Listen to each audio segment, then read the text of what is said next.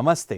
Rotor resistance starter द्वारा connect, start, run और slip ring motor के रोटेशन के रिवर्स डायरेक्शन और परफॉर्मेंस कैरेक्टरिस्टिक्स को डिटरमाइन करने के इस सेशन में आपका स्वागत है। आइए सेशन शुरू करते हैं। आइए इस सत्र के उद्देश्यों पर नजर डालें। इस सत्र के अंत में आप निम्न में सक्षम होंगे: 3 phase slip ring induction motor के टर्मिनलों की पहचान करने में, तार लगाने और रोटर प्रतिरोध स्टार्टर के माध्यम से 3 चरण स्लिप रिंग इंडक्शन मोटर को कनेक्ट करने में, 3 phase slip ring induction motor start करने और रनिंग के लिए स्टार्टिंग करंट और रनिंग करंट को मेजर करने में,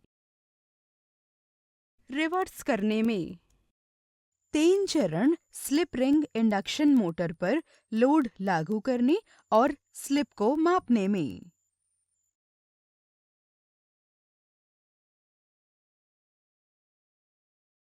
इस टेस्ट को आयोजित करने के लिए आवश्यक इक्विपमेंट और उपकरण हैं: 3 face 5 HP 415V 50 hertz slip ring induction motor, rotor प्रतिरोध स्टार्टर और ब्रेक लोडिंग व्यवस्था के साथ, MI वोल्ट मीटर 0 से 600 वोल्ट्स, MI एम मीटर 0 से 10 M, watt meter UPF 600V 5A, triple pole single throw TPST switch, tachometer, connecting wire.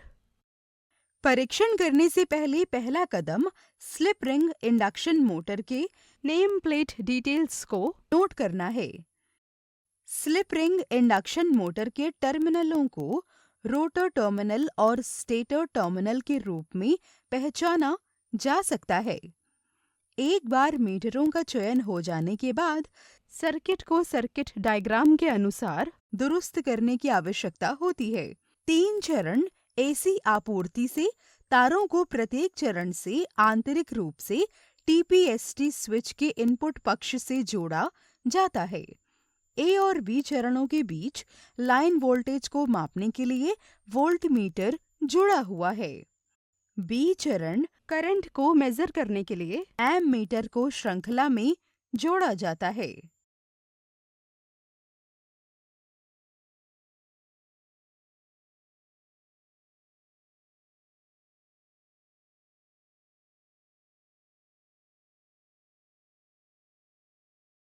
Motor के stator चरण winding circuit आरेख के अनुसार एम मीटर के माध्यम से TPST स्विच से जुड़े होते हैं।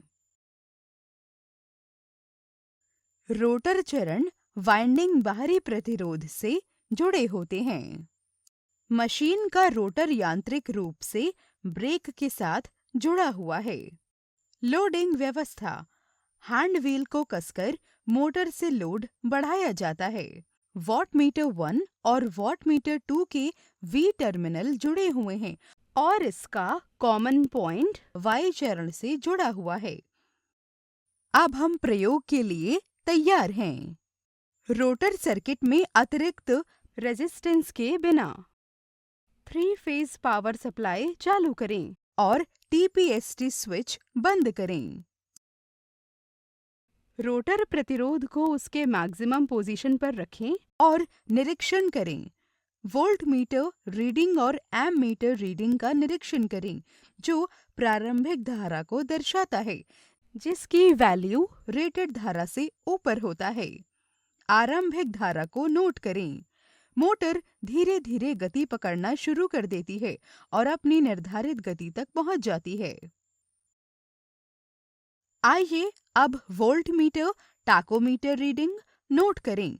एमीटर से लाइन, स्टार्टिंग, रनिंग और फुल लोड करंट को सारणीबद्ध करें। मोटर के रोटेशन डायरेक्शन का निरीक्षण करें और घूमने की दिशा को फॉरवर्ड डायरेक्शन की दिशा के रूप में नोट करें। रोटर प्रतिरोध को शून्य तक पहुंचने तक कम करके लागू वोल्टेज को कम करें। 3 चरण की आपूर्ति बंद कर दें। मोटर के घूमने की दिशा बदलने के लिए ट्रांसफार्मर के किन्हीं 2 फेज यानी RY या YB वायर्स को आपस में बदल दें। 3 चरण बिजली आपूर्ति चालू करें और TPST स्विच बंद कर दें। रोटर प्रतिरोध को उसकी अधिकतम स्थिति पर रखें। मोटर धीरे धीरे गति पकड़ना शुरू कर देती है और अपनी निर्धारित गति तक पहुंच जाती है। मोटर के घूमने की दिशा का निरीक्षण करें और घूमने की दिशा को विपरीत दिशा के रूप में नोट करें। मोटर की बढ़ी हुई गति को देखते हुए धीरे धीरे रोटर के सर्किट प्रतिरोध को 0 तक कम करें। रोटर सर्किट में एमीटर पॉइंटर के विक्षेपण को देखें और ध्यान दें कि ये दोनों तरफ ऑस्किलेशन करता है। शुरू करें और रोकें। 1 मिनट के लिए एमीटर पॉइंटर के दोलनों को देखें और मापें और एक टेबल में रिकॉर्ड करें। ब्रेक लोडिंग हैंड व्हील को टाइट करके लोड को बढ़ाएं और चरणों में मीटर रीडिंग का निरीक्षण करें। प्रत्येक मामले में प्रति मीटर एमीटर के दोलनों की संख्या रिकॉर्ड करें। अब एक्सपेरिमेंट पूरा हो गया है। आइए लोडिंग को नो लोड स्थिति में कम करें। 3 चरण की आपूर्ति बंद कर दें। स्लिप निर्धारित करने के लिए अब विभिन्न परफॉर्मेंस पैरामीटर्स की कैलकुलेशन की जा सकती है।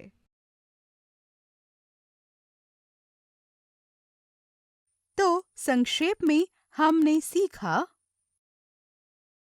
3 phase slip ring induction motor के टर्मिनलों की पहचान करना, तार लगाना और रोटर प्रतिरोध स्टार्टर के माध्यम से 3 चरण स्लिप रिंग इंडक्शन मोटर को कनेक्ट करना, 3 phase slip ring induction motor चालू करना और इसे चलाना, आरंभिक धारा और चालू धारा को मापना, रोटेशन डायरेक्शन रिवर्स करना, 3 चरण स्लिप रिंग इंडक्शन मोटर पर लोड अप्लाई करना और स्लिप को मेजर करना।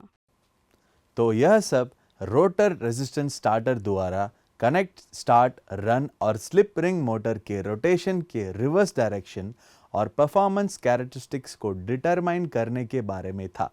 आशा है आप सभी कॉन्सेप्ट्स और एक्सरसाइजेस को समझ लिए होंगे। अगले सेशन में मिलते हैं।